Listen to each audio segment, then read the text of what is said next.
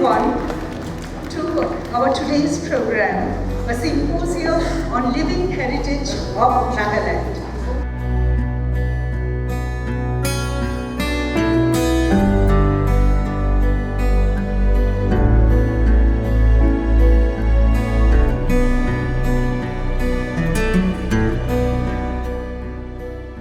It is a privilege to stand before you today at the Asiatic Society, Kolkata, a historic institution dedicated to preserving and celebrating the diverse cultural narratives that shape our world. As we mark the culmination of the documenting and safeguarding the intangible cultural heritage of Nagaland project, we celebrate not only the richness of Naga traditions, but also the collective effort to ensure their continuity for future generations. In this project, in only 1 year, we could cover 5 communities: Ao, Angami, Konyak, Chakhesang, and Kuki. I'm sure many of you are not aware of all these names, and that is one of the objectives of this project, to bring to you the stories of the diverse indigenous communities who are rich in traditional knowledge and skills. A major focus was reaching out to young people. So we worked with college students in different districts, and we trained them in how to document heritage. And the website, which will be launched today, will share their work, where contemporary artists, designers, work with traditional artists and craftspersons, and they co-create new innovations. So the URL of the website is www.nagalandlivingheritage.com. This is our homepage, where we start with explore, and then we go down and we give a little bit brief about celebrating life and nature. Beyond website, we have also developed an application so that it's on your palm. You know, it's like here we have Kohima, and then the district, the locations, all those information are connected to a place. The motto of Asiatic Society was to whatever can be produced by man and nature in whole of Asia should come under this roof. Asiatic Society may be one of the richest and oldest institute is due to our museum collection, because we have near about 51,000 plus manuscripts. Manuscripts means muthi. Apart from that, we also have some copper plates, paintings. Nagaland, as you know, is a living mosaic of various cultural heritages, especially the tribal heritage. It is on the verge of getting lost unless special concerted effort to retrieve and preserve, to appreciate and accept them. I would like to congratulate all those involved in this great endeavor. And in a very special way, we are grateful to the German Consulate and Contact Base for this initiative. So on behalf of the government of Nagaland, I would like to extend my deepest appreciation and congratulations to the organizers, the artisans, the scholars and supporters of this initiative. And I am hopeful that the discussions, collaborations, and knowledge shared here will reinforce the importance of cultural preservation as a means of fostering identity, economic growth, intercultural dialogue, and inspire sustainable practices that will benefit and empower communities while preserving traditions. I come from Zapami Village, a village rich in culture, history, and natural beauty. A village deeply rooted in tradition, where culture is not just something to be remembered, but it is something we live. What I feel is one of the biggest misconceptions amongst our people about cultural preservation is that it is simply about saving artifacts, recording histories, and archiving knowledge. While these are very important, culture cannot survive if it is only remembered. It must be lived. Indigenous languages are not just mediums of communication. Indigenous languages incorporate our oral tradition as well as our material culture, our folk belief system, and our folk performances.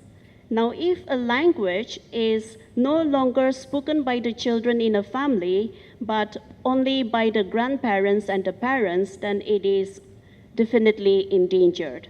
And when we talk about our language, the UNESCO has labeled it as vulnerable. So we took an initiative. The Fazl Ali College of English and our department, we collaborated together, and we also work for introduction of our language in educational institutions. 5 years ago, we started the Antonym magazine. It was a global platform for translating literature from all type of languages into English. And we started a non-profit corporation, the Antonym Council of Global Arts and Literature. Antonym is opening, or already started the work. We have called it Haku Publishing, which is based out of Nagaland in Assam. And idea will be to cover all the northeastern languages.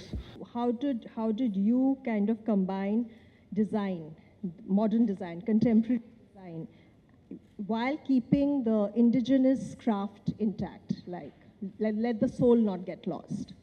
For me, it's also a learning, because when you go into a cultural space, you have to be sensitive about the cultural nuances, be it textiles, especially where, you know, as Madhura was talking, that every color has a significance, and you have to basically own the right to wear that color or that motif, right? And we need to be very, very sensitive to that. How do you think contemporary practices have helped safeguard and sustain Nagaland's indigenous crafts?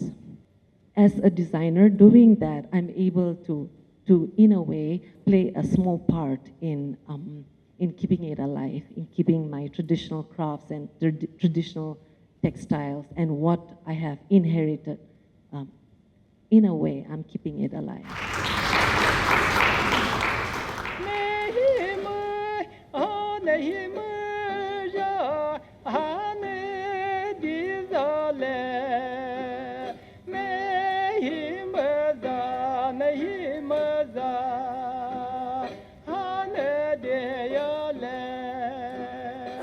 আমি এখানে আসতে পেরে খুবই আমার ভালো লাগছে। নাগাল্যান্ডের এই ব্যাপারে অনেক কিছু জানতে পারলাম এবং বাংলা নাটকের সোর্সেই এটা জানতে পারলাম।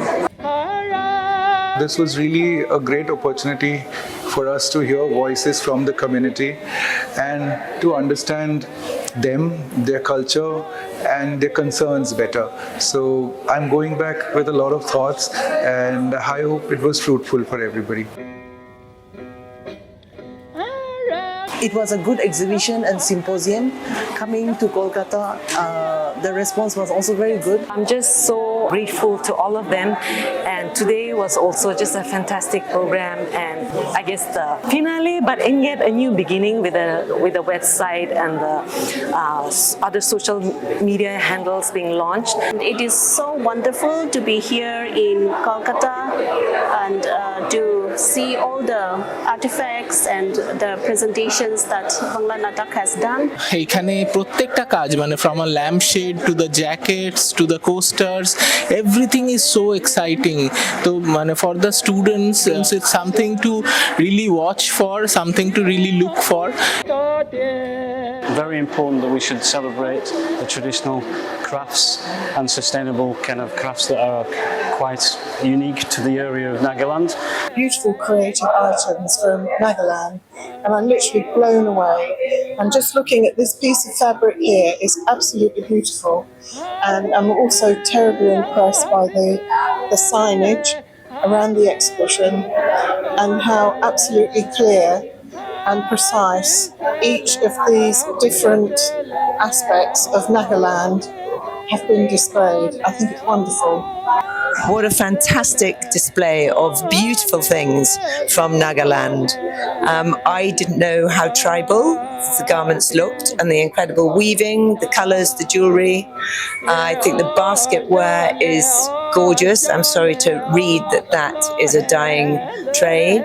Jewellery and other more practical arts being used. The lighting behind us is amazing. It's absolutely fantastic. It explains everything so well, and the products and everything you brought with you is just really interesting. We are happy and we are so fortunate to be a member to participate in this event. The exhibition truly captures the sense of tradition, craftsmanship and cultural identity.